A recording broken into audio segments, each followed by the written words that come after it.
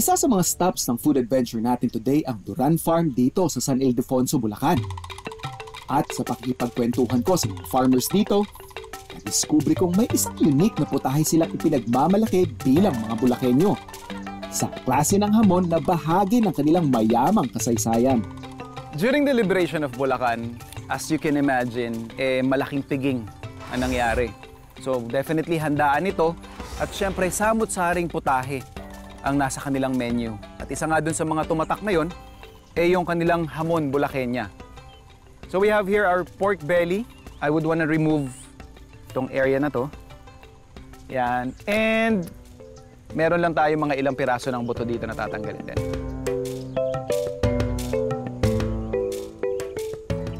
So basically, yun lang yung preparation na kailangan gawin natin sa meat. Pwede na natin i-on yung ating stove. Para dun sa hamon recipe natin, we will be using a braising technique. Basically, what it means is, isi-sear muna natin yung ating pork, saka natin siya palalambutin gamit ang stock or any combination ng liquid.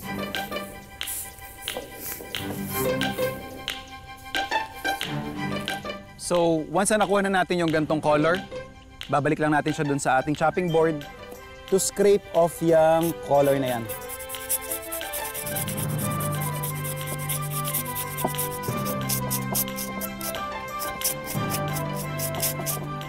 Once na natanggal natin most of the discoloration, pwede na natin ibalik sa pan.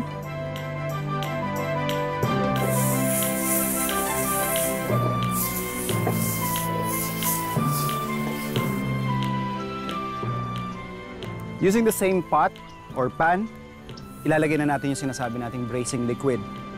So skin side down, we'll add in our pineapple juice.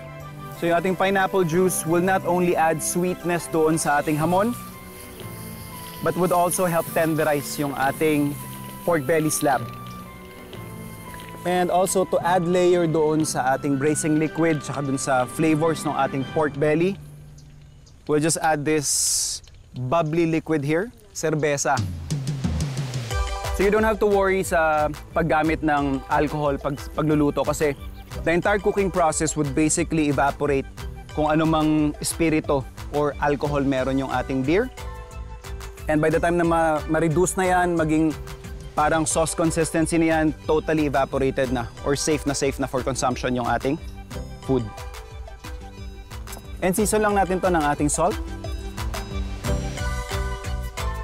A generous amount of salt. Medyo malaki yung slab natin. And star anise. And of course, pepper. Lalagay na rin ako ng whole peppercorns. So at this point, lahat ng pinakamahirap na part doon sa cooking process, tapos na. Tatakpan lang natin to. Hayaan lang natin siyang mag-chillax dyan for siguro mga 2 hours hanggang fork tender na yung ating meat. And then we'll finish off the dish.